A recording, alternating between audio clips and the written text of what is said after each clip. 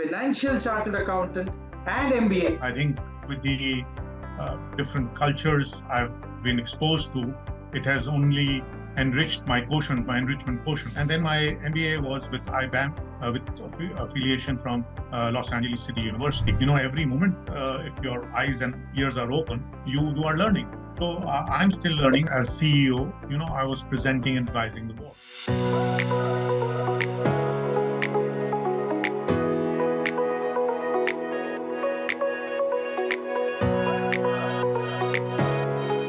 Hello, everyone. Welcome to FaceTime with Leaders, a podcast series by World Development Corporation. I am Rajesh Joshi, uncovering some great achievements and contributions of unsung heroes inspiring others.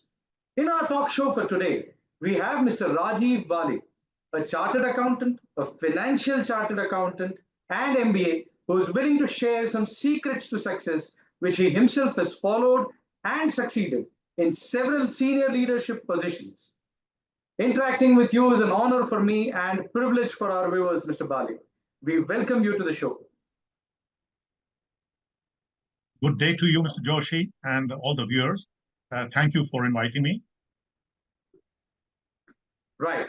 So, Mr. Bali, to start this conversation, you've got vast international exposure in several of your roles.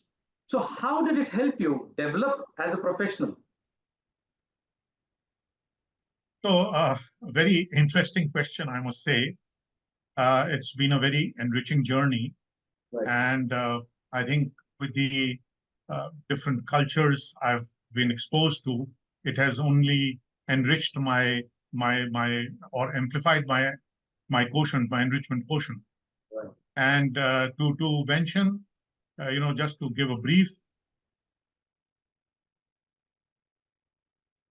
the countries I've worked in and have been, that is full-time work, besides India, of course, have been in the southern part of Africa, which is Zambia, Zimbabwe, South Africa, then New Zealand, Russia, Eastern African countries like Tanzania, Kenya, Uganda, then USA, Japan, UAE, Western Africa, African countries, Nigeria, Ghana, Sierra Leone,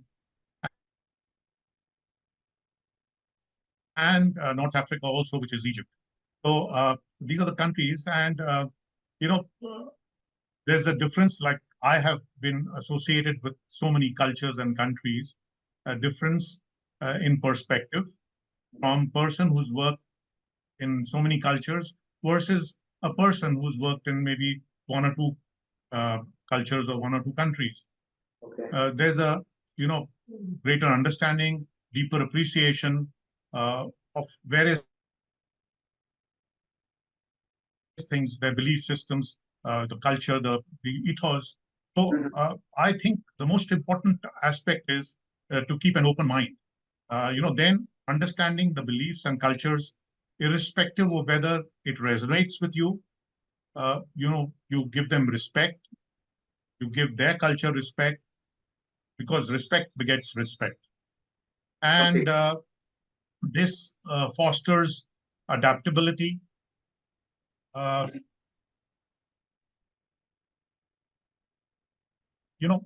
what happens is that you are adaptable, you have been accepted by them, things become very easy. And to be successful for 30 years in overseas roles, I must have been doing something right, I suppose. Because out of the 44 plus years of my working experience, 30 years have been overseas and quite a bit in Africa. So many of my friends call me an Afrophile. So the very, the African continent and the Indian subcontinent, geographically also, if you see them, shape-wise, they're very similar. And another factor which is common to both, like in India, there's an underlying ethos within the Indian, subcontinent. Mm-hmm. Similarly, entire African continent, an underlying ethos is the same. Though there are differences, like in India, in the north, east, south, and west. Similarly, there are differences there. So and the other very peculiar feature about Africa, it's a continent of I think 54 countries, and one would expect that, let's say, the northern part of the continent would be more, Muslim influence because of the influence from the north, and the southern more Christian. But that is not so. It is there to a certain extent, but most of the countries in the continent are approximately 50-50 Christian and Muslim. Okay. But the peculiar feature is that the southern part of one country, of each country, in fact, is more Christian. The northern part is more Muslim dominated. Okay. And that same northern part, which is adjacent to the southern part of the next country, which is Christian. So there's a great bonhomie and camaraderie amongst all these religions. In fact, one of the countries, children have freedom to choose their religion. It's a permutation combination of the parents being of one religion, the children being taking up another religion. So it's very, very. I in fact call it, a spiritual advancement beyond religion, and it's a kind of self-actualization, I would say. We have all read Maslow's theory of the five needs, the hierarchy of five needs, which starts from physiological, going to safety, to love, esteem, and then self-actualization. So this is, I think, closer to self-actualization. I would say the experiences in Africa, and having worked and traveled in many more countries, I think I have become kind of culture shock proof, both professionally and personally.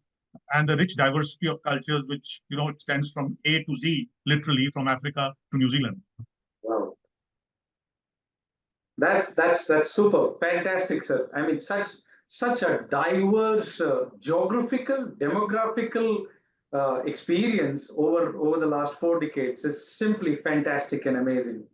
That Thank you was very that much. was that was a fantastic start, sir, to our show for the day, and I bet that the conversation will be equally enriching throughout. What I find the most interesting, as I just mentioned, is that you've served across several industries. I'm sure that such cross industry exposure brings its own set of challenges and opportunities. So, what would you like to say about this? Yes, Mr. Joshi, that's. I would in fact say that I'm truly blessed and humbled that I had these opportunities. To a certain extent,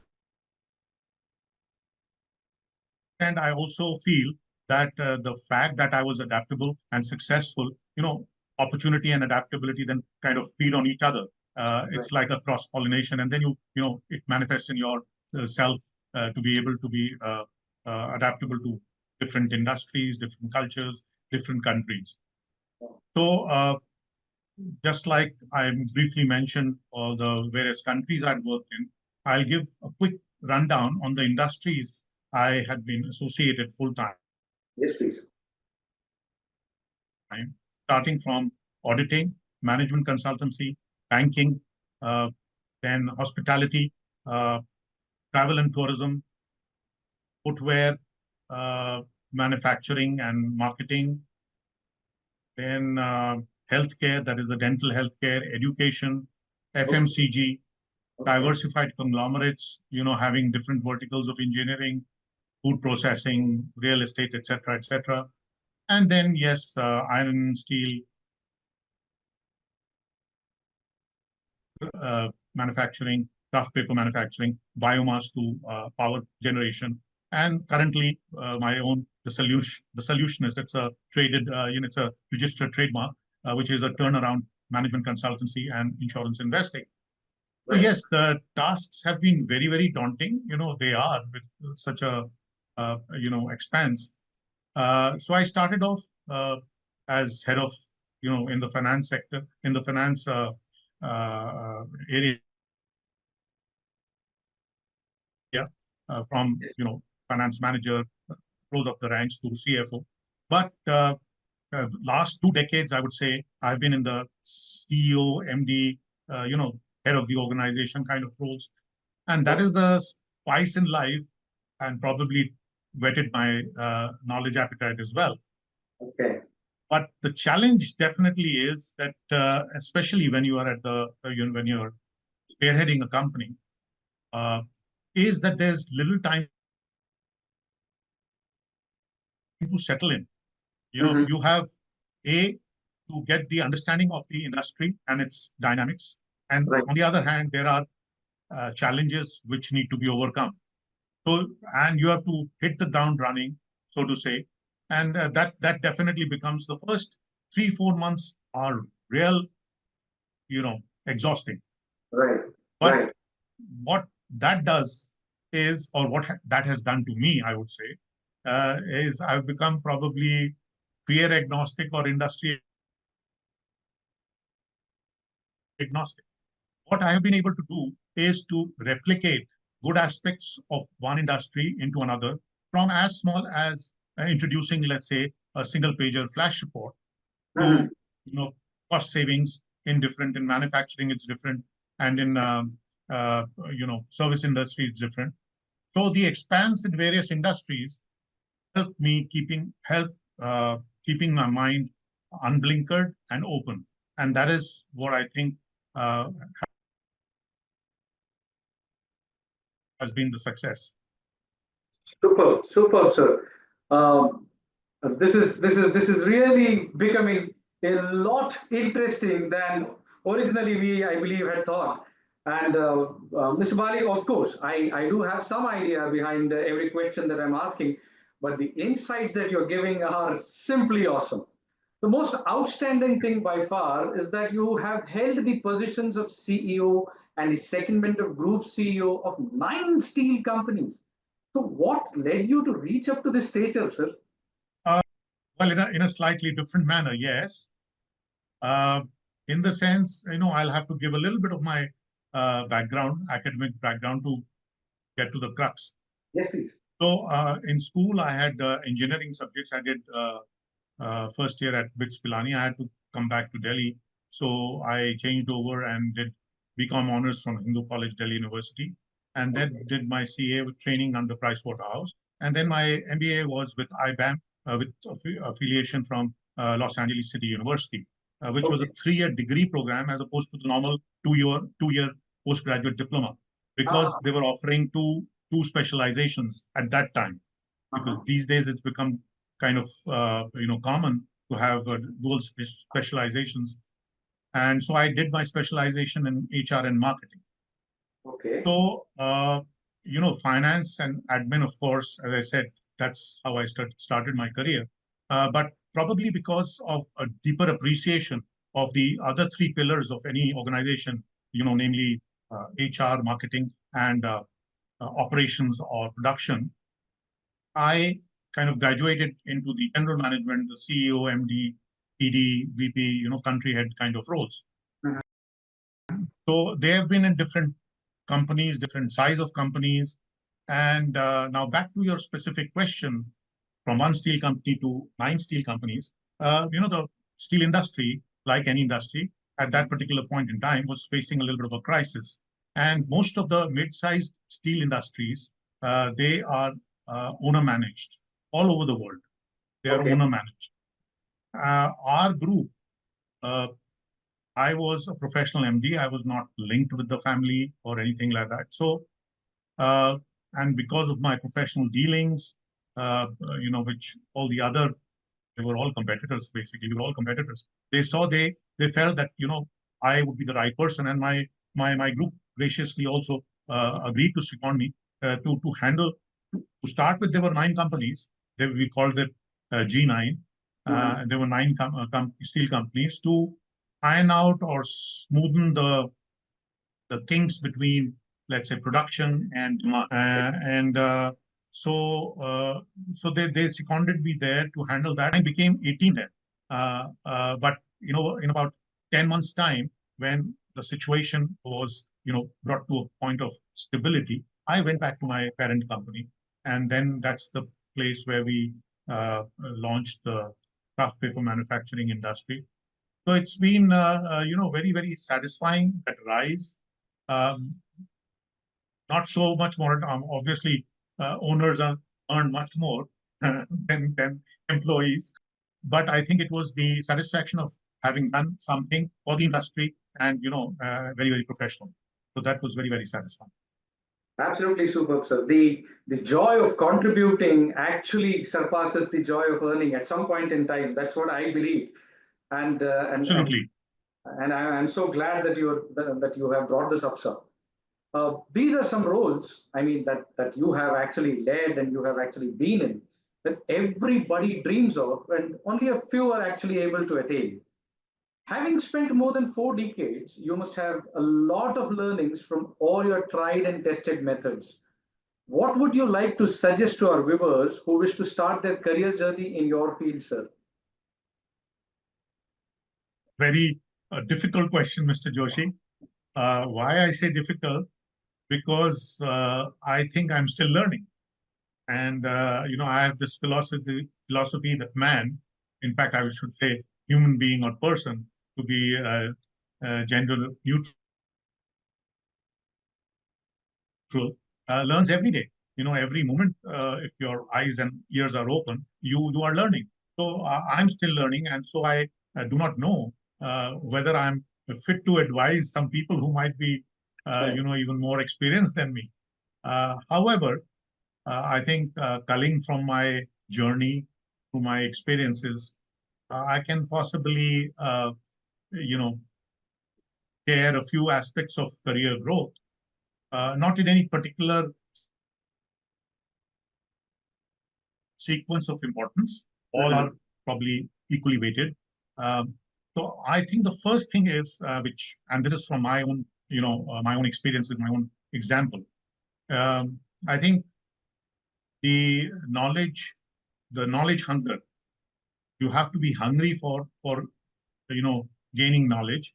Mhm. That is very, very important. Then, especially in the leadership role, you have to lead by example. You have to act very professionally. Because I was professional, that's why I went to that grouping. I was selected for that grouping. uh, Team building is another very important role, or aspect, uh, because then you can get your team focused to the vision, to the direction. uh, you have to show fairness, you have to show empathy, then you will get commitment and loyalty from the Absolutely. team. So that's how the team building happens. That's my experience. Then there is honesty. Honesty, one is of course the normal honesty of monetary dealings. You have to be very, very honest, clean, transparent. But the other one is honesty of purpose. So you have to be very, very clear about what your roadmap is. Remain always humble. Cost consciousness or cost savings is a guru mantra, I would say, because we all know lean mean machine, and the more we are able to keep ourselves tight and under control, the better it is. And I would then wind it off with say work-life balance. That is the place where I think I faltered a bit, but I certainly advise and suggest that work-life balance should be maintained. And so, Mr. Joshi, I think these are my small nuggets from my own career. Well, sir, I must surely say that whatever you call as small nuggets, these are actually pretty bold points that I believe everybody who's starting their career must be definitely looking at and should actually have a vision to keep on looking at these points. And you are spot on, sir. Your inputs can prove useful for beginners as well as seasoned professionals in any field, actually, as you rightly said, sir. Sir, Thank you so much. you have served on a board of directors and wish to join another board now. How do you wish to use your experiences collated so far for the new position? So, Mr. Joshi, uh, mostly I would say as a KMP or a key management person, I, as CEO, I was presenting and advising the board. In some cases, yes, as MD or ED, I was purely a board member, but still an executive. Right. There were probably only two roles, uh, and there were opportunities which came for accepting directorships of other companies. But again, that professionalism or that conflict of interest or paucity of time, I did not take up those offers. Because they were in similar industries, and something would come up, crop up, and I didn't want uh, any such conflict of interest to take place. So I moved away from that. Right. The two institutions, coincidentally, both are schools, but schools of a very high level. The first one was the International School of Lusaka in Lusaka, Zambia, where I was on the board, and I was heading their subcommittees of finance, remuneration, discipline, and public relations. Okay. Besides being an acting chairperson at times. And one more important thing was that the school at that point in time, which was under senior Cambridge system, was transitioning into IB, which is International Baccalaureate. And I was heading that committee to make sure that we get it right in the first instance and our school gets the certification for IB. Similarly, in the second instance, which was also another school, the British school in Delhi, my children were studying there, so I was selected on the board. And again, the subcommittees of finance and PR were, I was heading those. And again, this particular school was wanting to transition from IGCSE to International Baccalaureate. Probably that is one of the reasons they may have selected me, but that's how it went. So those were the two non-executive kind of positions. Rest were more executive positions. But one interesting thing has been that in the last few assignments, say last 10, 12 years, I would say, uh, governance if you split up the ESG, the environment, social, and governance part, right. The governance has always been, in some form or the other, been part of me, in my previous assignments. But I think the environment and social part, were, as I said, in the last 12 years or so, the assignments which I was doing, which was, first one was the steel industry. So basically what? We were recycling the steel scrap to make firstly billets and then to roll them into rods. Okay. So you're cleaning up the environment by taking up the scrap from the scrapyard. That posed another challenge because all this scrap had a lot of carbon. Yes. And when we were melting it, there was a lot of carbon which was coming out in the atmosphere.